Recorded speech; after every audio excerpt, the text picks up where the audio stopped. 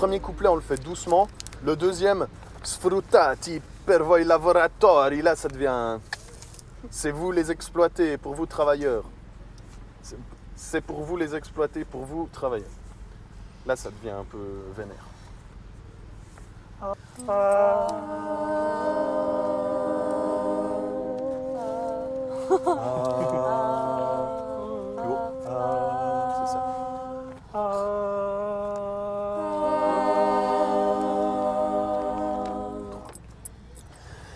Addio Lugano bella, o dolce terapia, scacciati senza colpa, gli anarchici van via e partono cantando con la speranza ancora, e partono cantando con la speranza ancora.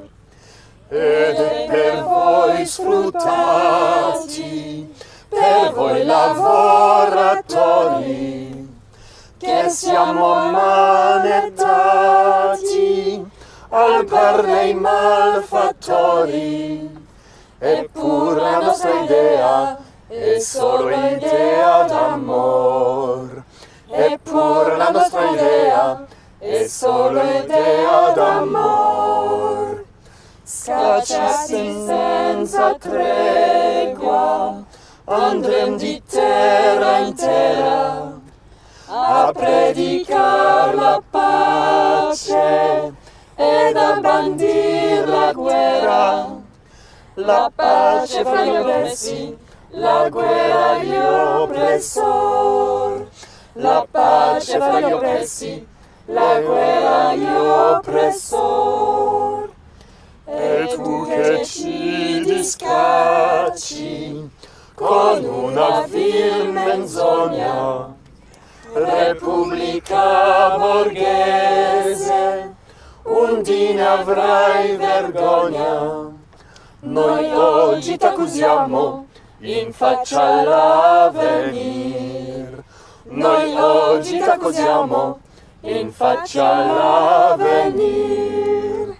Elvesia tu governo, schiavo d'altrui si rende, d'un popolo gagliardo le tradizioni offende e insulta la leggenda del tuo Guglielmo Tell. E insulta la leggenda del tuo Guglielmo Tell. Anonimi compagni, amici che restate, le verità sociali da forti propagate. E questa è la vendetta che noi vi domandiamo. E questa è la vendetta che noi vi domandiamo. Addio cari compagni, amici luganesi, addio bianche di neve, montagne ticinesi. I cavalieri erranti son trascinati al nord. I cavalieri erranti son trascinati al nord. I cavalieri erranti son trascinati al nord. Oui, ils ont vérifié mon appareil, ils m'ont dit qu'effectivement c'était un très bel appareil, mais que les cassettes en été pouvaient coller. Ouais. Faut pas travailler en été. On va travailler en été alors. On va fermer un peu là-bas. Peut-être un petit peu quand même, sinon on va pas s'entendre. Hein.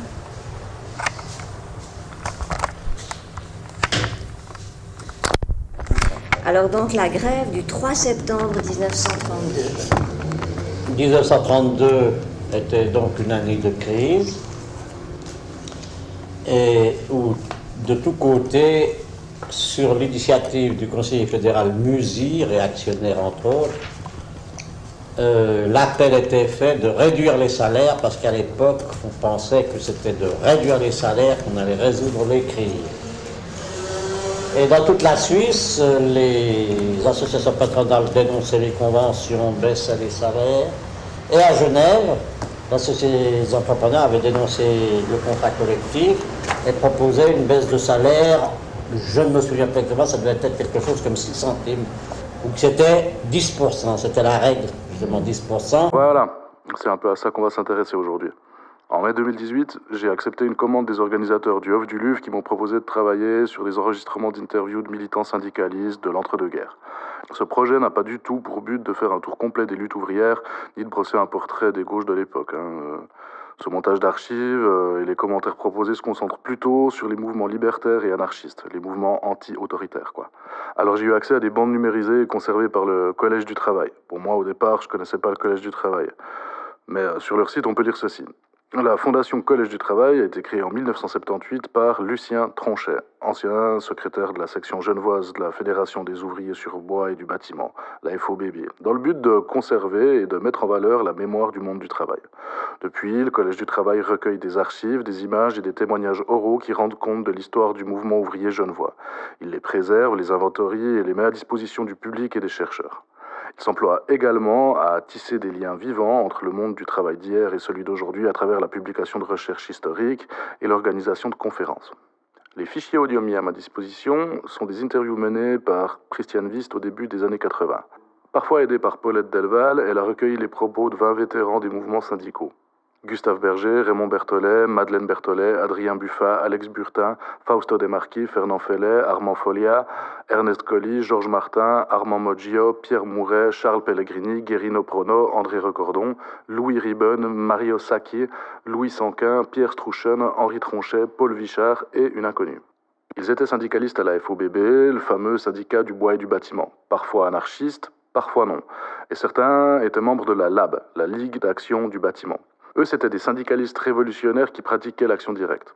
À l'époque, tous les ouvriers n'étaient pas anarcho-syndicalistes, loin de là. On peut même dire que le mouvement était assez minoritaire. Le syndicalisme ayant toujours tendance à être plus réformiste que révolutionnaire, le besoin d'une troupe de choc libertaire s'est fait sentir dès 1928.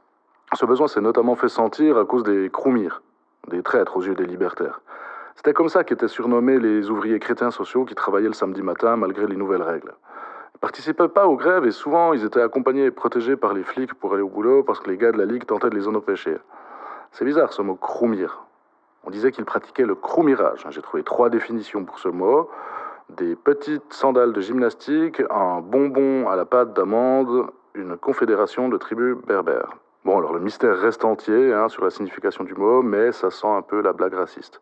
En plus des chrétiens sociaux, les sympathisants fascistes étaient également nombreux. Mais malgré son faible nombre d'hommes, la Ligue d'action du bâtiment a eu un rôle assez important. Lucien Tronchet, le fameux fondateur du Collège du Travail, en était un des meneurs. À 26 ans, il était la figure emblématique du mouvement ouvrier genevois. Il était partout, ce type-là. Mais il était partout, ce gars-là. Partout, dans les mouvements. Puis alors, c'était le stimulateur dans les assemblées. On ressortait d'une assemblée avec lui, mais on était gonflés. On était gonflés, c'est ça qui stimulait. Je ne sais pas, moi, j'aurais jamais pu avoir comment se dire, la puissance et la volonté de... C'était des belles assemblées. Oui, des assemblées, mais même en place publique, devant Saint-Pierre, par exemple, pour les jours fériés, au pont de Four, là, des arranges au pont de Four, là, sur la fontaine, là, et les filles de l'autre côté, on était de l'autre, par exemple, tout ça. Mais des gendarmes, là, par exemple, vous, des gendarmes, vous aussi, vous faudrait des augmentations de salaire, vous n'êtes pas assez payés pour le boulot que vous faites, qui leur disait. Donc Tronchet et les dizaines de personnes actives dans la LAB entre 1928 et 1936 ont été les garants du respect des conventions collectives de travail sur le terrain. Donc il faut comprendre que la loi était de leur côté. Beaucoup de patrons ne respectaient pas les conventions collectives. Et quand les ligueurs se faisaient attraper sur les chantiers, on les condamnait pour violation de domicile. Ils s'opposaient aussi de manière virile aux Lascars, les fascistes de Georges Oltramar, dit Géo. La doctrine de la Ligue d'action du bâtiment était influencée par les idées de Luigi Louis Bertoni. Propagandiste et typographe d'origine italienne vivant à Genève, il avait une aura internationale. Il faisait figure de maître à penser pour le mouvement ouvrier suisse et genevois en particulier. Luigi Bertoni est donc né en 1872, l'année de la fondation de l'Internationale anti-autoritaire lors du congrès de Saint-Imier. Pour rappel, le congrès est né suite à l'exclusion des libertaires, notamment représentés par Bakounine, de la Première Internationale. La Première Internationale, c'est en fait l'AIT, pour Association Internationale des Travailleurs. Elle a été fondée en 1864. En 1869, un débat a totalement divisé l'AIT. D'un côté, il y a les partisans de Karl Marx, favorables à la gestion centralisée, aux partis politiques et visent la dictature du prolétariat pour parvenir à la révolution. De l'autre, il y a les bakounistes anti-autoritaires et anti-parlementaristes. Eux misent plutôt sur le syndicalisme et la grève générale pour renverser la domination bourgeoise et collectiviser l'outil de production. En 1871, la répression qui suivit la défaite de la Commune de Paris provoque une rupture entre ces deux tendances. Bon, tout ce que je dis est super simplifié et sûrement un peu faux. Mais si on veut, Luigi Bertoni est un enfant du congrès de Saint-Imier, un enfant de Bakounine, un jurassien, comme les marxistes surnommaient les libertaires à l'époque. De 1900 à 1946, Bertoni s'est occupé de la rédaction et de la supervision du bimensuel bilingue Le Réveil anarchiste et Le Risveglio anarchico. Le journal comptait 1 millier d'abonnés et pouvait, comme les 1er mai, tirer jusqu'à 8 000, 10 000 exemplaires. En plus du Réveil, Bertoni enchaînait conférence sur conférence, était présent dans les manifestations et il continuait de travailler comme typographe. D'ailleurs, ce corps de métier a joué un rôle assez crucial dans l'histoire des luttes anarchistes et quelques têtes connues en font partie. Pour ne citer que lui, le précurseur de l'anarchisme et théoricien révolutionnaire, Pierre-Joseph Proudhon, était typographe par exemple, donc ouvrier. À force d'aligner des lettres en fonte et de devoir lire les livres, les journaux et les tracts qu'ils imprimaient, il s'instruisait presque mécaniquement. Les typographes pouvaient connaître les nouvelles avant tout le monde, saboter des publications et imprimer en cachette. Comme c'est une corporation traditionnellement fortement syndiquée, ils ont créé des coopératives et des imprimeries populaires un peu partout, favorisant du même coup l'impression de la presse ouvrière. Ils pouvaient mettre leur savoir-faire et leur accès à des moyens techniques onéreux au service de la circulation des idées révolutionnaires et de la propagande. La typographie rend le langage visible. Mais revenons à Louis Bertoni. Avec ses 30 ans de plus que Tronchet, il a connu les grèves de la fin du 19e. Il a connu l'échec de la violente grève générale genevoise de 1898, qui avait mobilisé 4000 ouvriers, duré une semaine et désorganisé les syndicats. Il a connu les mesures répressives qui ont suivi, comme la mobilisation d'unités de l'armée sur les chantiers et l'expulsion des grévistes étrangers. Tout ça alors que Fritz Thiebaut, le premier élu socialiste au Conseil d'État genevois, était contraint de se montrer collégial et solidaire avec ses collègues radicaux.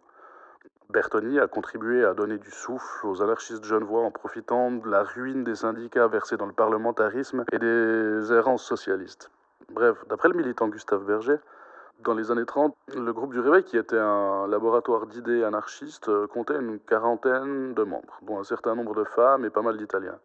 Le groupe était réuni autour de Bertoni. Bertoni était italien. Oui, oui. Baglio était italien. Oui, Chucchi, oui. toute cette équipe-là, c'était tous des Italiens. Ouais. Ah, voilà, c'était des gens, même très intelligents. Ils avaient beau garder les moutons. Je vous promets que c'était quelque chose. Ils pensaient, hein. Oui, oui. C'était des grands penseurs parce que, vous savez, ces gamins-là, à 12 ans, qu'est-ce qu'ils étaient? Ils gardaient les moutons. Ils s'instruisaient aussi. Puis alors, ces réunions, Oh, et puis, une fois par semaine, c'était chez lui? Non, c'était Non, chez lui. c'était à rue de Coutances. Rue de Coutances. Là, il y avait un... On avait un appartement loué, là. Chaque assemblée, il y avait la police qui venait. Hein. C'est pas vrai. Alors, c'était le grand départ à toute vitesse. On avait une porte de sortie, on descendait dans l'allée. Puis, il y avait un dancing. Alors, on dansait, là, pour venir. Puis, les filles, ils ont passé, on dansait tous. Mais ça, c'était en quelle année qu'ils commençaient à vous surveiller comme ça? Oh, maintenant, toutes les années, depuis les années 30 jusqu'à... Les anarchistes étaient comme ça, on était soupçonnés. Bien sûr. Ouais. Puis alors, ils savaient qu'on était les seuls capables de pouvoir de faire quelque chose. Hein. faire la réaction. Ouais.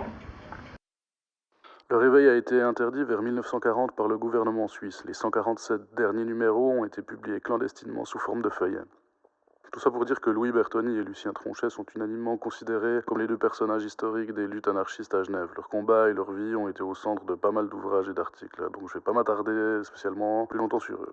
Revenons à ces enregistrements sonores. Ces entretiens ont donc été réalisés afin de récolter des témoignages destinés à la rédaction d'un ouvrage. Publié en 1984, le livre s'intitule « Des anciens du bâtiment racontent la vie quotidienne et les luttes syndicales à Genève 1920-1940 ».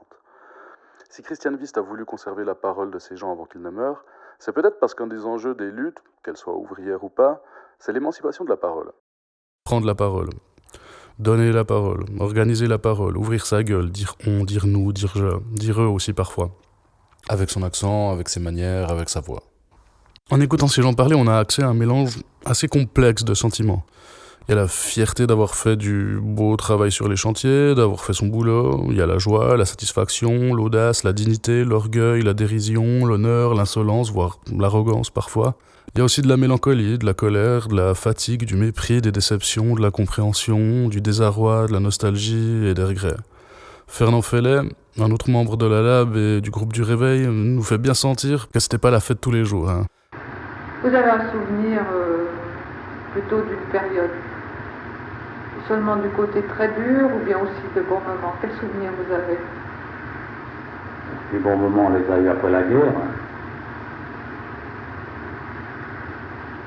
Vous n'avez pas le souvenir de bons moments, cette époque-là? Avant, non.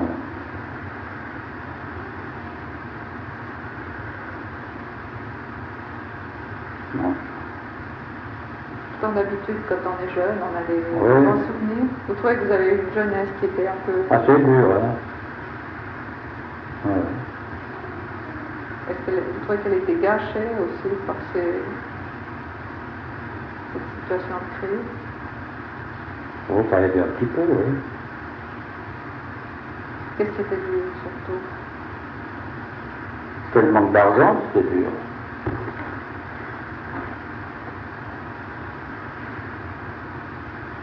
Le manque d'argent. Ah, oui. Concrètement, ça voulait dire quoi, justement, pas avoir l'argent? Il y avait des choses qu'on serait payées et qu'on n'a pas pu se faire. Par exemple? Par exemple, pour aller même en vacances, on ne pouvait pas y aller, c'était pas impossible. On ne parlait pas de vacances à ce moment-là. Parce que personne n'en prenait. Non, puis on n'avait pas les moyens d'en prendre. Les doctrines anarchistes nous sont souvent décrites comme des variantes d'utopie naïve condamnées à l'échec. Des échecs, il y en a eu beaucoup, ok, mais à qui la faute? L'anarchisme, c'est un mouvement marqué par la censure, l'intimidation, la répression, les arrestations et les révolutions noyées dans le sang. Pour des raisons de format, c'est juste impossible de vous faire écouter tout ce qui a été dit. Il y a environ 21h30 d'enregistrement. Je voulais pas non plus assembler une version orale du livre de Christian Wist. J'ai décidé de garder les voix des gars les plus impliqués dans la Lave et dans le groupe du Réveil de Louis Bertoni. Mais j'ai aussi pioché dans les 2 seuls enregistrements de femmes que j'avais à ma disposition, parce que c'est rare qu'on puisse en entendre. Avant même d'avoir écouté le quart des enregistrements, j'ai contacté Christian Wist pour voir ce qu'elle avait à dire de ses interviews. Bon, déjà, elle est psychologue, du coup, écouter les gens, elle sait faire. C'est important, l'écoute, surtout pour les psychologues et ceux qui sont censés créer des pièces sonores. Pour le ligueur Gustave Berger, l'écoute, c'est avant tout se taire.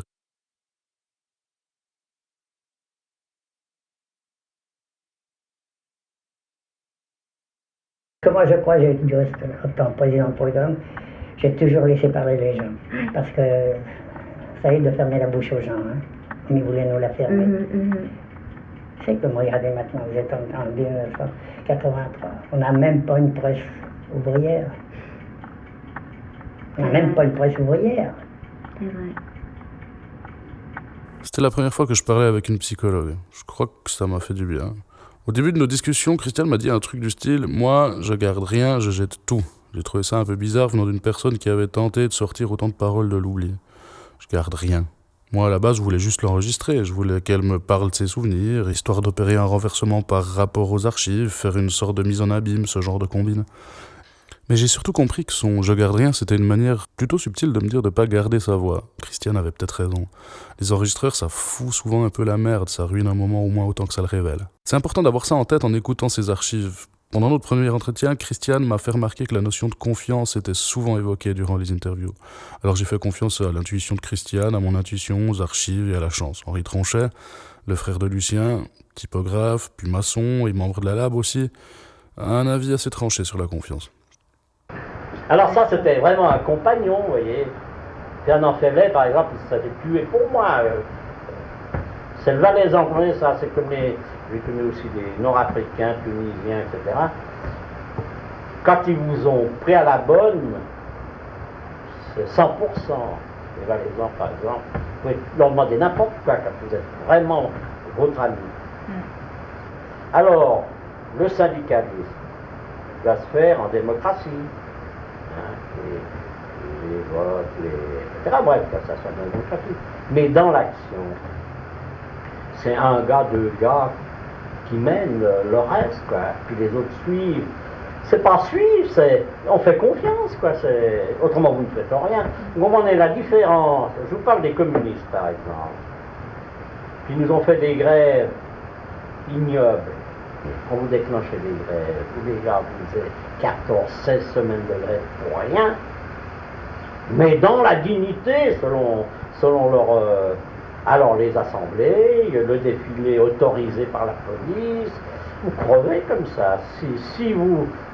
Quand vous faites un mouvement, quel qu'il soit, si vous voulez qu'il soit payant, il faut qu'il soit rapide, encore très bref. Et pour qu'il soit bref, il faut qu'il y ait le maximum de gens emmerdés. Vous savez, vous pouvez crever dans votre dignité, hein, c'est clair. Un des enjeux des luttes ouvrières, c'était que les gens se rapprochent. L'action directe, ça rapproche, emmerder le monde, ça rapproche, faire grève, ça rapproche. Bêtement, faire des trucs ensemble pour créer les conditions de la solidarité. Après, aller en tôle ou se faire buter, ça éloigne plutôt. Mais ça, Henri Tronchet, toujours lui, il semble pas trop s'en inquiéter de la prison. Il prend les choses avec philosophie. J'ai fait 2 ans de prison pour terrorisme. De 35 à 38.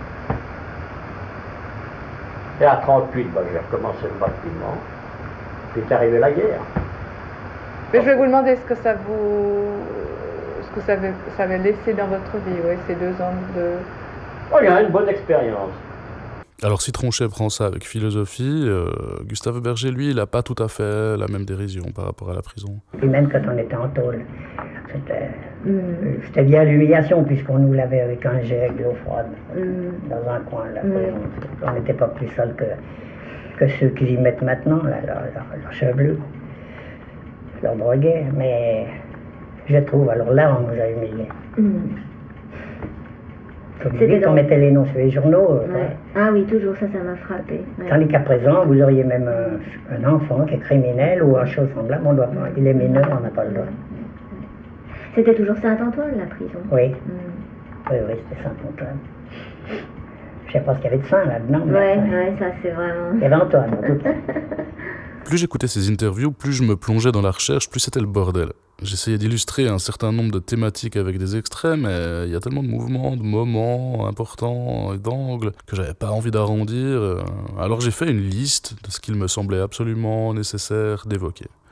Anticapitalisme, communisme autoritaire, communisme libertaire, anarcho-communisme, anarcho-syndicalisme, féminisme, fédéralisme, internationalisme, nationalisme, fascisme, antifascisme, populisme, racisme, religion, droit, justice, police, antimilitarisme, pacifisme, sexisme, sexualité, genre, guerre, politique, biopolitique, patron, prison, camion, usine, fusil, fuite, grève, arrestation, exécution, migration, vacances, congés payés, la mer, le crack de 29, les mères, les pères, les enfants, les crises, la croissance, dépression, grande dépression, paix du travail, paix absolue du travail, AVS, caisse maladie, mutuelle, chômage, coopérative, maison du peuple, architecture, espace public, éducation, philosophie, économie, sciences, art, presse, propagande, idéologie, utopie, etc.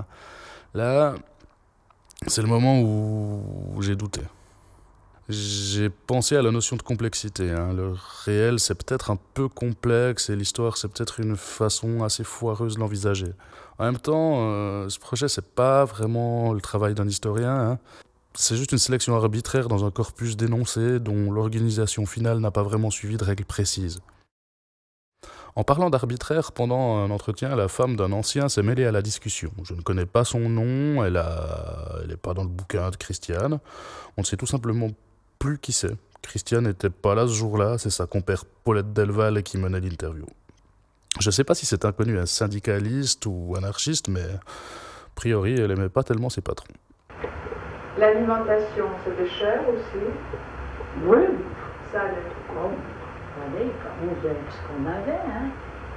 Et pendant la guerre, vous n'aviez pas encore beaucoup parce que il y avait les cartes. Ouais. Non, quoi, c'est une carte. Les cartes, moi j'ai des suppléments quand j'étais tellement maigre qu'ils avaient peur. Alors qu'ils me donnaient des suppléments. Donc, pour rentrer à la maternité avec mon fils aîné, je faisais 38 kilos. Et j'ai quand même tout le temps travaillé, même que j'ai eu 4 gosses, hein. Tout le temps. Et avant votre mariage, est-ce que vous avez travaillé? Je travaillais à Tabarot. À Tabarot. À quel âge vous êtes entrée à Tabarot? Oh, moi j'avais 18 ans. À 18 ans. Et jusqu'à 18 ans, vous étiez resté avec vos parents? J'étais chez mes parents. Et quand vous êtes entrée comme apprentie ou comme ouvrière? À Tabarot, il n'y avait pas d'apprentissage. Comme à la munition. On travaillait à la munition, puis on travaillait pour les Allemands. Ça me rappelle très bien, on travaillait pour l'Allemagne, à fond. Comment vous le saviez? On faisait des pièces vendues avec les croix gammées, qu'est-ce que c'était? Alors, les mouvements d'horlogerie, il y avait un déclic. Moi, je remuais le déclic. Et chaque fois, de temps en temps, j'étais sur chez une croix gammée, je la rayais tout ce que je pouvais. Sans qu'il voie, hein. Parce qu'on avait le frère à la Marlène d'Autriche, l'Allemand, qui était à Tabarot, qui surveillait, qui se promenait tout le long dans les rangs comme ça. Il fallait toujours aller plus vite. Moi, quand il venait derrière avec le chronomètre, je partais où aller. Les cadences. Et je veux mieux vous dire que c'était une honte, parce qu'alors ils mettent un écriteau. Interdit de faire de politique pendant la guerre, et que moi j'avais marié mon mari qui était italien, à cette époque, je ne peux pas garder ma nationalité suisse. Stop, pause, désolé. Vous saviez ça, vous? Pour tous ceux qui savent, vous vous en rappeliez? Qu'en épousant un étranger, une Suissesse perdait sa nationalité? Ça a duré jusqu'en 92. Et que moi j'avais marié mon mari qui était italien, à cette époque, je ne peux pas garder ma nationalité suisse. Ouf, qu'est-ce qu'on me traitait de sale malgré, sale italienne, tout. Bon, c'était, je vous laissais dire, hein. Mais une fois, je m'étais pris bec avec l'Allemand, là, parce que si toutes les femmes marchaient avec, ils leur offraient ou une bague avec la, ça formait la croix gammée, ou un pendentif. Et puis une fois, moi, j'étais au lendemain. J'avais déjà eu mon fils, et puis j'attendais ma fille. Voilà, qui vient derrière moi, il m'a les mains, il me montre la photo toute claire. Puis il me dit, vous l'aimez, cet homme-là? Moi qui suis catégorique, j'ai dit, celui-là, ben alors le papier est trop dur, moi je me torchonne derrière avec. Ah, pour moi, mais je vais vous dire, peut-être 10 minutes après, je suis montée au bureau, hein, ils m'ont convoqué. Il était se plaindre, mais il n'a pas dit quoi. Alors il m'a dit, c'est vous qui avez des paroles mal déplacées, monsieur. J'ai dit, votre reproche, là. J'ai dit, vous avez vu avec quoi il se promène? On ne doit pas faire politique, vous l'avez marqué. Alors pourquoi, quand on est au lendemain, qu'il nous montre les photos d'Hitler, je dis, oui, c'est du papier trop dur, on ne pourrait pas se torcher le derrière avec. Comment il y a longtemps que je l'aurais fait. Passez dans les couloirs, vous verrez les bagues qu'il offre, et puis les pendentifs. Alors bon, ils ont rien dit, ils ont fait, ils ont regardé, ils ont vu en effet qu'il y avait des femmes qui avaient des belles bagues, or ou argent, avec sa première la croix gammée dessus, ou bien un pendentif, et voilà. J'en avais une à côté de moi, qui l'avait la bague. On ne fait plus de son nom, celle-là. Eh bien, elle l'avait la bague. Eh bien, c'était la fille qui allait avec n'importe qui. Alors elle s'en foutait pas, moi. Eh bien, qu'est-ce qui est arrivé à Tabarot? Ils ont fait ramasser toutes ces bagues, mais lui, il était enlevé, il a dû partir. Et il est mort sur le front, il a été tué. Est-ce qu'il y avait un syndicat chez Tabarot? Je sais pas, pendant la guerre. Vous savez, moi, on nous disait toujours, tu rentres à Tabarot, c'est ta perdition. Moi, je vois mon père dire, oui, Tabarot, c'est la perdition. C'est une fille qui, après, vous êtes perdu quand vous rentrez là-bas. Car moi, je ne me suis jamais occupé de rien. J'allais, je rentrais, je sortais, je ne me suis jamais occupé des bonhommes qui étaient là-bas dedans. Ça, si vous marchez à leur combine, qui, bon, mais s'ils voient que ça ne marche pas, ils ne vous embêtent plus. Moi, ça n'a jamais marché, je les envoyais faire tout, puis c'était fini. Malgré le fait que ces témoignages datent des années 83-84 et qu'ils parlent d'une période allant des années 20 à environ 45, j'étais quand même stimulé par les aspects super contemporains qui traversaient tout ça. Dans le refus de se soumettre à l'autorité, il y a forcément quelque chose qui vient un peu du bide, quelque chose d'individuel et de profond. Quelque chose qui dit non, pas moi. C'est peut-être pour ça qu'à force de se faire brutaliser un peu partout dans le monde, certains ouvriers libertaires ont quitté le front des manifestations. Partir et inventer un autre monde ailleurs, histoire de penser à soi. Et ça devient de l'individualisme anarchiste, et franchement, c'est dur de leur en vouloir au fond. L'historienne Claire Ozia a publié un papier paru dans le Monde Diplo en 2009, titré « Une indocilité contagieuse ». Elle y parle de l'influence de la pensée libertaire dans le monde d'aujourd'hui. Je la cite. « C'est dans le domaine des mœurs où ils furent des précurseurs que l'on perçoit le plus l'influence des anarchistes. L'individualisme anarchiste, plus encore que le communisme libertaire, met en avant l'intégrité de l'individu dans ses rapports sociaux, ses choix personnels et ses décisions politiques. L'individu est inaliénable. De ces conceptions vont naître les principales luttes pour subvertir les rapports sociaux. L'éducation dans les écoles libertaires, la contraception féminine, l'avortement, la vasectomie, l'amour libre et la camaraderie amoureuse, la critique du couple, de la famille et des espaces privatifs, le végétarisme, le naturisme, les communautés, la non-violence, l'écologie, toutes choses destinées à changer la vie immédiatement sans attendre le grand soir. Bref, j'avais qu'un seul autre témoignage de femme, c'est celui de Madeleine Berthollet. Elle a notamment travaillé comme polisseuse en bijouterie et elle a fait la femme à tout faire à la laiterie de Champel. Elle avait plein d'anecdotes à raconter, mais je crois pas qu'on puisse dire que c'était vraiment une anarchiste, ce serait plutôt une syndicaliste pacifiste. Et vous savez, il y avait une solidarité entre gens qui travaillaient qu'on ne trouve pas, n'est-ce pas? On était des camarades. Nous, dans nos mouvements pacifistes, on s'appelait amis. On disait les amis, on disait toujours l'ami d'un tel. En parlant de qui que ce soit, j'ai vu l'ami Robert, on savait, il y avait tout le mot d'amis. Mais alors, aussitôt que ça touchait le syndicat, on disait, j'ai vu le camarade Dolph, on se disait bonjour camarade. Et je trouve que ça avait de l'allure. J'ai été déçue lorsque j'ai vu que ce mot de camarade, il semblait qu'il ne le voulait plus. Comme si c'était quelque chose de vilain. Camarade, dis donc, quand il fallait lutter, qu'on a lutté, on se sentait camarade, je vous assure. Il y a 20 ans, mon mari m'a offert mon premier vélo. Un beau vélo, avec lequel on a fait des tournées sensationnelles. J'étais 2 fois au bord de la mer, en vélo. On a fait 2 fois la Fourca, Lucerne. Au bord de la mer. J'ai des photos, oui, on est parti. Mais, et puis, parti combien de temps? 15 jours ou 8 jours. 8 jours, 15 jours. Oh, c'est qu'il fallait aller. Mon est revenu, on était maigres comme des clous parce qu'on n'avait pas de quoi se nourrir comme il faut.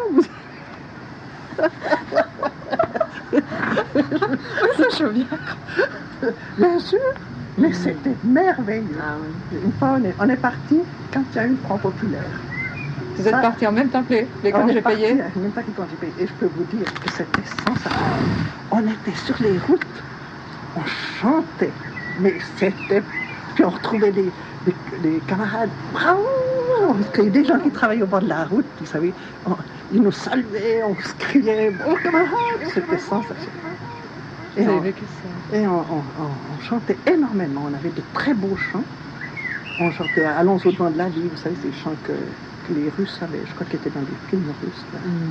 Par miracle, j'ai retrouvé les paroles de la chanson dont elle parle dans un vieux PDF de 600 pages planqué au fin fond du web. Et ça permet de constater que Madeleine a une mémoire d'éléphant. Une chanson a jailli sur la plaine et réveillé les échos d'alentour. Vous le connaissez? Elle nous dit et sa foi nous entraîne, vive la vie, vive la joie et l'amour. Elle a franchi le wagon, la colline, puis elle a gagné l'atelier des usines, puis on chantait. Et c'était des chants qui étaient que la jeunesse ouvrière connaissait. Et ça aussi, c'était des liens. C'était des liens sensationnels. On avait l'impression de la naissance d'un monde nouveau, vous savez, c'est ça. C'était... Porté par ça. Porté par ça, oui. Du reste, mon mari a refusé son service militaire quand il y a eu la SDN qui s'est faite, la première SDN. J'interromps encore pour dire que quand Madeleine parle de la SDN, elle parle bien de la Société des Nations, l'ancêtre de l'actuelle ONU. D'ailleurs, le chantier du bâtiment de la SDN a été un épisode marquant de la lutte ouvrière à Genève. Grève, bagarre, action de la lab, non-respect des conventions collectives. C'est un épisode souvent évoqué par les militants dans ces archives sonores. Il m'a dit où on veut une fois que ça n'existe plus cette guerre, parce qu'il y avait eu des conférences sur ceux qui nous a expliqué quand même, comme les marchands de canons avaient réussi à faire des affaires par-dessus les frontières. Eux, ils se bombardaient pas leurs usines d'armement. Et alors, il était venu justement, des femmes qui sont venues faire ces conférences à Genève, comme Marcel Capi et Camille Drevet, qui me disent, voilà, exactement comme les choses étaient. Schneider existe aujourd'hui sous le nom de Schneider Electric et ne fabrique a priori plus d'armement. Ils ont évité les photos de chars d'assaut allemands dans la rubrique About Us de leur site web. Krupp existe toujours et a fusionné avec Thyssen pour créer ThyssenKrupp qu'on connaît encore aujourd'hui.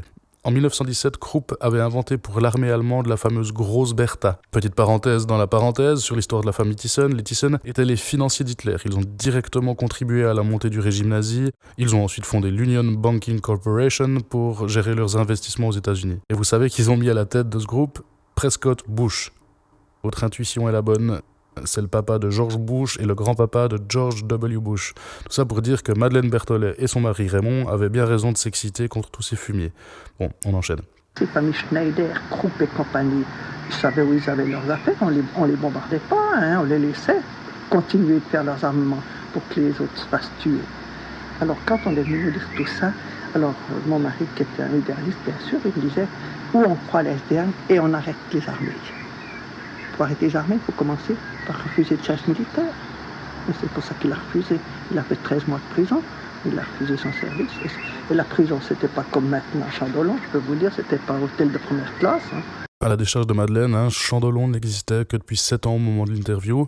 C'était pas encore tout à fait la prison surpeuplée d'aujourd'hui. Au départ, elle était en fait sous-occupée. Des associations se plaignaient même du trop grand isolement des prisonniers. Mais bon, au début des années 2000, en politisant la petite criminalité et en multipliant les peines de courte durée, le procureur général de Genève, Daniel Zappelli, a trouvé des camarades aux prisonniers qui se sentaient trop seuls et a transformé Chandolon en enfer. Qu'est-ce qu'il a fait pendant ces 13 mois? Oh, il m'a dit il a toujours dit que c'était des mois merveilleux. Dans ce sens qu'il m'a dit que j'étais arrivé à une concentration, à une... il en gardait pas du tout mauvais souvenir, pas du tout. Non, il m'a dit pas terminé pour réfléchir, pour penser, pour avancer intellectuellement et spirituellement, c'est extraordinaire. Il a beaucoup lu? Il a beaucoup lu, oui, il a beaucoup lu. Mon mari disait, ta maman, c'est vraiment c'est la personne la plus équilibrée que j'ai jamais connue. Elle a dit, on a connu la misère ensemble, maintenant ce sont les dernières années que nous sommes tous ensemble, alors on s'offre de quoi vivre largement. Alors on a vécu largement.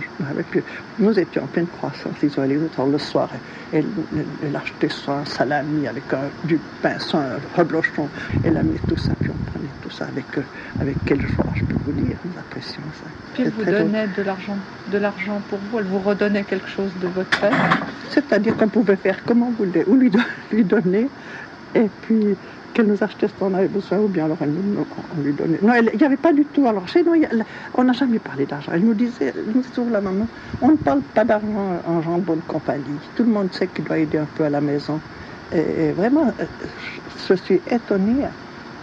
Ils nous ont réussi à nous libérer du côté de l'argent, malgré qu'on était toutes ces banques. Et je vous assure que ça, plus je vais de l'avant, plus je me dis, lorsqu'on a l'esprit libre vis-à-vis de l'argent, on est maître de beaucoup de choses.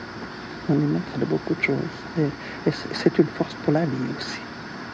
On se laissera beaucoup moins corrompre, je pense. Les anarcho-syndicalistes voulaient intégrer un maximum d'ouvriers dans les syndicats. Malgré leur aversion pour l'Église, ils ne s'énervaient pas trop avec les croyants, ils essayaient d'éviter les querelles de clochers. Madeleine et Raymond Berthollet se sont d'ailleurs mariés chez les Quakers. Surtout par pacifisme, mais aussi parce que l'Église, en fait, elle militait contre l'AVS. Pour rester dans le champ de la séduction et de ses conséquences, on va parler un petit peu d'avortement, de curetage et de vasectomie. Encore une fois, c'est l'ineffable Gustave Berger qui s'y colle. Au fond, à l'époque, quand même, il y avait tout un groupe ou un mouvement dans l'anarchie qui disait mais il faut arrêter de faire des enfants pour en faire de la chair à canon. C'était un peu ça. C'était le leitmotiv, on pourrait dire. Mais de là, l'homme garde son égoïsme. Parce que pour moi, ça m'a été une chose facile, parce que je me suis tout de suite rendu compte, après tout. Puis ça ne m'a pas gêné dans la vie. Bon, maintenant, si je veux faire du bien, j'achète des bonbons par kilo. Là. Quand j'avais des petits gamins, quand on va dans la famille Thérèse, on distribue les bonbons, ça me fait plaisir. On peut reporter un petit amour sur un autre être, sur un gosse qui n'est pas à nous. tout à fait. Mais donc à l'époque, alors il y avait ce médecin français qui venait à Genève, et il était connu dans le groupe anarchiste, oui. ce gars. C'était le docteur, mais il s'appelait, qui nous faisait les fausses couches, parce que... Il faisait les... Oui, c'est-à-dire, il nous arrangeait, non, il faisait le curtage. C'est ça. Il ne s'occupait pas de l'avortement. Ah d'accord, je comprends. Nous, on allait, bon, je sais pas, vous regardez la télévision, il y a Boris Aquadro, le délégué au sport, les lunettes, là. Ben, lui, sa mère était sage-femme. Elle était à la place Fustrie. Non, pas Fustrie, Longeman. Alors, ça nous arrivait à nous, hein, aussi, hein, avoir peur. On allait la trouver, elle disait l'avortement. Ça, c'était aussi du courage, parce que qu'est-ce qu'elle payait si elle se faisait attraper? Elle a fait 2 ans et demi de prison, elle. Là, malheureusement. Elle a dû arrêter le métier. Ouais. Eh bien, elle faisait, nous demandait 20 francs. 20 francs, c'était pas... C'était beaucoup. C'était beaucoup aussi. C'était beaucoup, mais enfin, elle le faisait plus par sentiment d'humanisme que le chose. Et puis, il fallait le curtage. Oui, après. Alors, on allait chez le copain. Alors, il disait, ben, je t'enverrai la facture. Bon, on ne la recevait jamais, quoi. Alors là, c'était des actes. Et lui connaissait ce médecin français qui s'attaquait à cette histoire-là. C'était l'idée. Alors il m'avait dit, mais au lieu de payer, de te ruiner à payer, ruiner. Tu lui mais oui. C'est moi, il n'avait pas le droit, il était expulsé de Genève. Il était dans le canton de Vaud, à Founet. Il avait trouvé une petite villa, là, encore par intermédiaire d'amis. De nouveau des amis anarchistes. On allait là-bas, puis ça.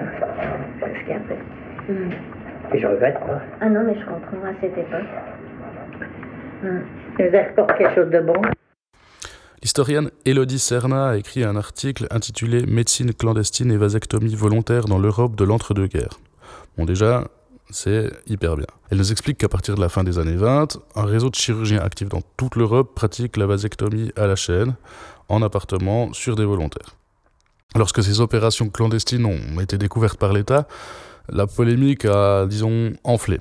Médecins, hygiénistes, eugénistes, sexologues, militants de la réforme des modes de vie, moralistes, criminologues, hommes d'église et hommes politiques ont débattu de la légitimité à opérer un sexe masculin pour stériliser les hommes, particulièrement les prolétaires. Certains anarchistes voyaient dans la vasectomie un moyen d'émancipation, tandis que les eugénistes, eux, y voyaient un moyen de contrôle de la population. Toujours d'après l'historienne Élodie Serna, la première vasectomie a été pratiquée en 1885 par l'urologue français Félix Guillon. Je saute sur l'occasion pour ouvrir une parenthèse sur l'urologie et l'endocrinologie expérimentale de la fin du 19e siècle. C'est édifiant. Ces recherches, qui étaient en fait les débuts de l'andrologie, soit l'alter ego masculin de la gynécologie, ont mené certains chercheurs à faire des expériences sur les questions hormonales qui paraissent complètement insensées aujourd'hui. Par exemple, en 1889, le physiologiste français Charles-Édouard Brown-Séquard, alors âgé de 72 ans, et dont la santé commençait à décliner, s'est injecté 1 cm3 d'une solution à base de sang et de sperme extrait de testicules de jeunes cochons d'Inde et de chiens. Ailleurs, le téméraire américain Frank Lidston s'est quant à lui greffé des tranches de testicules de prisonniers morts. Alors qu'au même moment, Élodie Serna rappelle que d'autres prisonniers bien vivants sont vasectomisés pour résoudre la question du crime par traitement chirurgical. Dès 1920, là, on a un champion, le chirurgien franco-russe Serge Voronov, qui s'est fait connaître pour ses implantations de fines sections de testicules de babouins et de chimpanzés sur l'homme, directement intégrées dans le scrotum. La finesse des échantillons était censée fusionner avec les tissus masculins. C'était censé rajeunir, aider la mémoire, aider à voir mieux, augmenter la durée de vie et soigner la schizophrénie. Il y a eu une vraie hype autour de ces interventions. Les gens trouvaient que ça marchait, le corps médical applaudissait. Il y a eu des chansons sur le sujet, c'était la discussion à la mode dans les cocktails bourgeois. Au début des années 30, plus de 500 personnes avaient été opérées rien qu'en France. Devant la demande, Serge Voronov a été obligé de bâtir une ferme à singes et d'employer un ancien gardien de cirque pour s'en occuper. Quand même. Si je me permets ce genre de détour, c'est aussi parce que cette question hormonale m'a fait me poser la question du désir. Les luttes, c'est aussi une question de désir, finalement. Une libido de la révolution générée par la tension entre le monde précédent qui s'effondre et un autre qui semble s'ouvrir. Baudrillard demanderait qu'y a-t-il après l'orgie ? Certains disent qu'on vit ici et maintenant dans une société post-orgiaque, qu'on s'est replié sur l'onanisme, c'est peut-être mieux que rien. À cette époque, l'Assemblée du syndicat, tous les 15 jours, C'était une assemblée à laquelle on tenait à participer pour connaître l'activité dans les ateliers, etc. Mais on n'avait pas la concurrence de la télévision ou de la radio. On allait volontiers à l'assemblée du syndicat, sans quoi on risquait de s'ennuyer. Aujourd'hui, ça n'est plus le cas.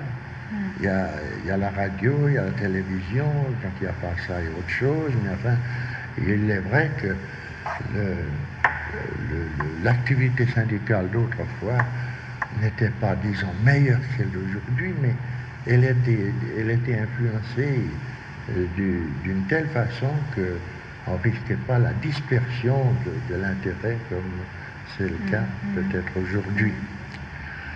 Alors bon, il y a 100 ans, il y avait peut-être du désir dans la lutte, mais j'aimerais pas non plus faire croire que c'était facile, c'était pas le cas, au contraire. Anarchistes, communistes et socialistes avaient des querelles irréconciliables, mais ils étaient tout de même unis contre les fascistes. En 1932, Staline n'avait pas encore pactisé avec Hitler, et les communistes n'avaient pas encore écrasé la révolution en Espagne. Mais à Genève, le 9 novembre, donc 1932, il y a un rassemblement antifasciste de 4000 à 5000 manifestants à plein palais. Le climat était tendu, l'armée a débarqué rue de Carouge, certains soldats ont été désarmés par des manifestants, mais à 21h34 précise, l'armée a tiré sur la foule pleine de civils. Bilan, 13 morts et au moins 65 blessés.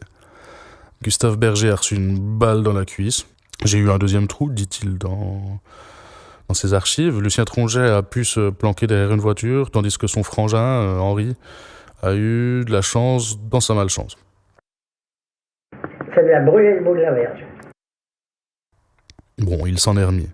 Donc l'armée avait été envoyée par le Conseil d'État genevois. On est 3 ans après le krach de 29, en pleine Grande Dépression, il y a des problèmes de malnutrition à Genève. On fout les locataires à la rue et on les case dans des taudis qui appartiennent à la commune. C'est le bordel. Au passage, en ce temps-là, il y avait 6000 appartements vides à Genève, une autre époque. D'ailleurs, cette histoire de taudis, il faut quand même en parler 2 minutes en fait. C'est une des actions les plus spectaculaires des gars de la Ligue d'action du bâtiment. En décembre 1935, ils ont décidé de détruire 3 immeubles au terreau du Temple, entre Saint-Gervais et Cornava. L'idée, c'était de générer du boulot en obligeant la ville ou des privés à reconstruire tout en luttant contre l'insalubrité. On avait trouvé des vieux fourneaux au 5e étage, une mâche à 500 kilos. Tout en bas des escaliers, il n'y avait plus d'escalier et plus de marche pour monter. On avait tout démoli, tout mis dans les escaliers. Pour ressortir, c'était encore une histoire. Mais là, quand il faut en venir à la violence, pour obtenir quelque chose, ils mettaient les chômeurs dans des immeubles que l'eau sointait, coulait depuis sur les toits jusque dans les chambres. Oui. Eh bien, c'est une moralité. Oui. Alors ça, je ne pouvais pas y admettre. Du reste, Tronchet, toute l'équipe. Tronchet m'avait donné ses habits. Il m'a dit, tiens, je vais prendre ma casquette. Moi, j'ai son veston en velours. Quand on s'est rendu, quoi. Mais enfin, le travail était fait, il n'y avait plus de toit, c'était vraiment nettoyé. On ne pouvait plus mettre des gens dedans. C'était impossible. À cette époque, beaucoup d'actions ont été faites en faveur des locataires contre les propriétaires. Dès qu'une menace d'expulsion était annoncée à des locataires fauchés par la crise, des dizaines, voire des centaines de personnes venaient empêcher l'évacuation des familles. On a empêché des gens d'être évacués, ça on a fait plusieurs fois. De quelle façon? On s'opposait à ce qu'ils enlèvent les meubles, ou bien on les rachetait à un minimum et on les redonnait aux clients, les meubles. Ça, c'est quand ils étaient pris par l'office des poursuites. C'était astucieux comme idée. Qu'est-ce que vous pensez quand vous regardez ça maintenant? C'était une bonne idée, non? Ah ouais. Il y avait d'autres bonnes idées comme ça parce qu'il semble qu'il y a eu plein d'idées qui... Mais ça vient sur le moment, vous voyez, c'est des trucs qu'on n'a pas... C'est l'action qui fait le truc. Et les idées venaient surtout de Lucien Tronchet, ou bien beaucoup de gens participaient? Beaucoup de gens participaient, parce que quand il y avait une évacuation, il y avait toujours 40 ou 50 personnes qui étaient là, pour empêcher que la police évacue le client. C'est beaucoup, hein? Ah ouais. Non, on a fait des bons trucs, faut pas... Parce que vous avez des doutes, des fois, si c'était Non, en principe, non, je crois pas. Non. Il y avait pas mal d'humour, d'improvisation et de malice dans les actions de la lab, mais aussi une sacrée dose d'abnégation. Il en faut un paquet pour faire tout ce qu'ils ont fait à l'époque, hein, encore plus qu'aujourd'hui. Il fallait être solide pour bosser dans certains métiers du bâtiment. Les tailleurs de pierre, c'était les gars qui étaient le plus au taquet, hein. C'était les durs parmi les durs. 56 rêves, je crois qu'on a fait avec Tronchet. 56 Oui, en tout cas la cinquantaine elle est passée. On avait, comme dans toute armée, quoi. Peu importe une armée de travailleurs, on avait notre contingent, on l'appelait les tailleurs de pierre. Ils étaient syndiqués à 100%. Et ces gens-là, c'est eux qui se mettaient en grève les premiers pour protester. Alors on avait vraiment l'équipe, ils n'étaient pas nombreux, ils étaient une trentaine, mais c'était chaque fois qu'on les mettait eux dans le coup et ils partaient fiers comme Artagon d'obtenir quelque chose. Et tous ces gens-là, maintenant on trouve plus chacun croire qu'on peut faire l'un sans l'autre. Le machiniste, c'est devenu des prétentieux, des présomptueux, parce qu'on est à 40 mètres de hauteur, qu'on a une situation élevée. C'est pas du tout ça. Situation élevée, c'est quand on l'a en soi-même, et puis que... Je dis toujours, moi qui étais bruitier, on travaillait de 40 mètres de hauteur. Puis après, à 60 ans, j'en avais marre de la rue. Alors je suis descendu, j'étais chez Guimet, alors j'étais, comme on dit, dans la merde. La maison Guimet, ça ne fait que les nettoyages de canalisation. D'accord, oui. Alors je disais, avant j'étais au ciel, maintenant je suis dans la merde. Vous avez remarqué que j'aime bien Gustave Berger. Je milite pour une retranscription complète et une publication audio des discussions entre lui et Christian Wist. En tous les cas, les gens du bâtiment, ils en ont bouffé de la pierre. Hein. Les pierres sur le plateau suisse, c'était les molasses, les marnes, les argiles, le tuf, les dépôts meubles, des moraines et des alluvions fluviatiles. Dans le Jura, c'est des calcaires jaunes ou gris. Il y a aussi des marnes et des argiles, mais en plus on trouve du gypse. Dans les Alpes, on extrait de l'ardoise, des calcaires foncés ou multicolores, du flysch, du gneiss, du granit, du tuf, de la serpentinite et parfois du marbre. Les pierres, c'était le matériau de base d'une économie en expansion. Hein. Il y a tellement de métiers et de savoir-faire qui étaient directement liés à la pierre. Par exemple, il y avait les staffeurs. Eux, ils créaient les moulures en plâtre, les rosaces, les pilastres, les coupoles, les corniches, tous les trucs qu'on sait plus faire maintenant mais qu'on aime avoir dans nos appartements de bobos. Christian m'a expliqué que certains staffeurs migraient à Hollywood parce que c'était en fait les meilleurs pour créer des décors de cinéma. Mais il n'y a pas que, il y a aussi les maçons, les terrassiers, les tailleurs, les transporteurs, les machinistes, les sculpteurs, les scieurs, les ravaleurs, les appareilleurs, les carreleurs, les mosaïstes, les plâtriers, les peintres. Tous dépendaient de la pierre, et donc des carrières. C'est assez étrange une carrière, c'est une balafre dans la roche, c'est une colline arrachée, une caverne sous la montagne. C'est un endroit qu'on creuse jusqu'au moment où il n'y a plus rien à creuser, que c'est plus rentable. Creuser, scier, extraire, excaver, façonner, assembler et polir des pierres qu'on fout sur des camions et des bateaux, des pierres qui sont trop lourdes, des pierres qui veulent pas bouger, des pierres si immobiles que même après être passées entre toutes ces mains, elles deviennent de l'immobilier. On veut que ça aille plus vite, on veut que ça coûte moins cher, on veut construire plus d'ouvrages. Une carrière, elle existe pour être exploitée, jusqu'à ce qu'elle soit totalement épuisée. Et vous, elle va comment votre carrière ? Toujours en train de vous creuser la tête pour tomber sur un bon filon ? Peut-être que vous avez trouvé un matériau que vous pouvez exploiter à votre tour, une idée que vous pouvez rincer jusqu'au bout. On doit faire carrière, faire œuvre, faire du bon boulot, faire pour être fier. On doit essayer de s'élever à 40 mètres de hauteur, comme un grutier présomptueux. Dans l'Antiquité, on employait les prisonniers aux travaux des carrières, condamnés à la carrière. Carrière, ça vient du mot carré pour la carrière de pierre et espace à parcourir pour la carrière professionnelle. Un espace à parcourir carré. Lucien Tronchet disait toujours à ses camarades ouvriers qu'ils devaient être des travailleurs impeccables. Il fallait se rendre indispensable sur les chantiers, comme ça, même si on était un de ces faiseurs de chambard, on trouvait quand même du boulot. Mais bon, le sabotage, la subversion, le vas-y-mollo, l'obstructionnisme, la falsification, ça faisait quand même partie de la boîte à outils de l'ouvrier contestataire. Oui, moi je disais là, patron peu consciencieux, ouvrier peu consciencieux. Oui, on avait dit un petit salaire, petit travail. Je crois même qu'on avait fait des petits papillons qu'on collait sur le chantier partout. Donc c'était toute une campagne là autour. Ouais. Puis ça voulait dire quoi exactement? Puisque le patron ne veut pas nous donner le salaire qu'on demande ou qu'on a droit, alors on travaillera moins vite. On travaille, comme on dit, on travaille au ralenti. Et puis ça avait donné quelque chose. Non, ça avait donné parce qu'ils ont chopé la trouille, hein, les patrons. Au lieu de faire du travail en 1 heure de temps, le faire en 1h30 ou 2 heures. Donc c'était efficace. C'était efficace. Ouais. Il fallait lancer le truc, c'est un peu dangereux, mais enfin, ça a réussi, quoi. Ouais. Parce qu'il était question de baisser les salaires. Est-ce qu'ils avaient été baissés, vous vous rappelez?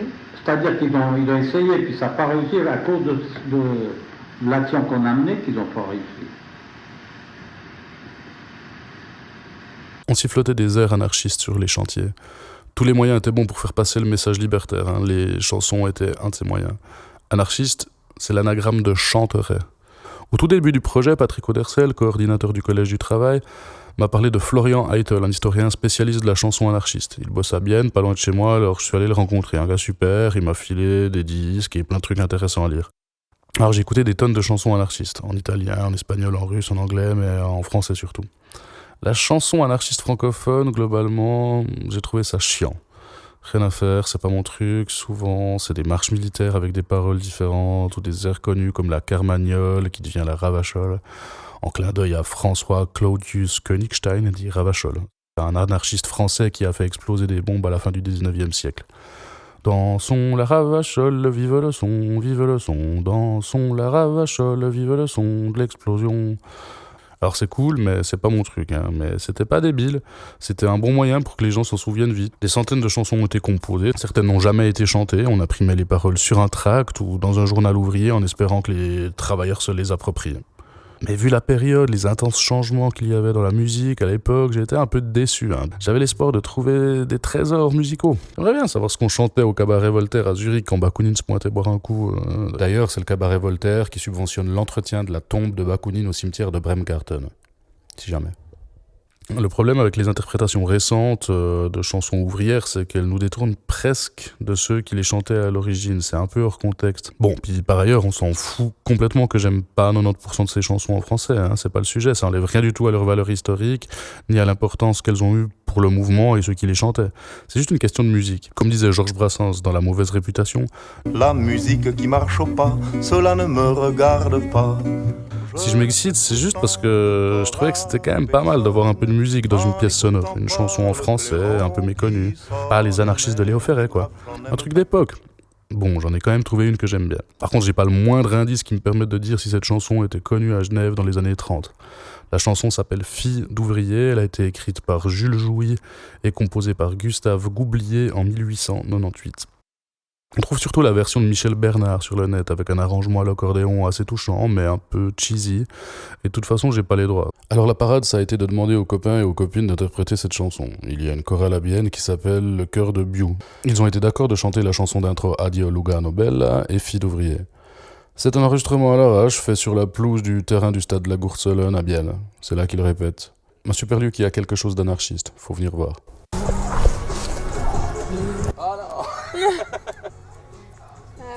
Excusez les gars. Wouhou! Excusez, on est en train d'enregistrer, c'est possible d'attendre 5 minutes pour la musique? Cool. Merci. Merci. C'est bien. Pâle ou vermeille, brune ou blonde, bébé mignon. Dans les larmes, ça vient au monde, cher à Guignon. Ébouriffé, suçant son pouce, jamais lavé. Comme un vrai champignon, ça pousse, chair à pavé. À 15 ans, ça rentre à l'usine sans éventail. Du matin au soir, ça turbine, chair à travail. Des fleurs, des fortives, c'est tiole quand c'est giron. Dans un guet-apens, ça se viole, chair à patron. Jusque dans la moelle pourrie, rien sous la dent. alors ça rentre en brasserie chez la cliente. Ça tombe encore de chute en chute, honteuse un soir. Pour un franc ça fait la culbute, cher à trottoir.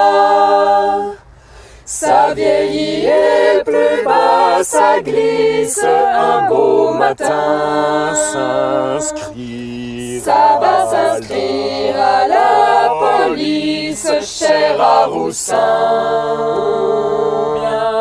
Ou bien sans carte, ça travaille dans sa maison. Alors ça se fout sur la paille, cher à prison. Et d'un mal souffrant le supplice, vieux et tremblant, ça va geindre dans un hospice, cher à savant. Enfin ayant vidé la coupe, bu tout le fiel, quand c'est crevé ça se découpe, cher à scalpel. Patron t'as des lits au gabal, des fois saisi.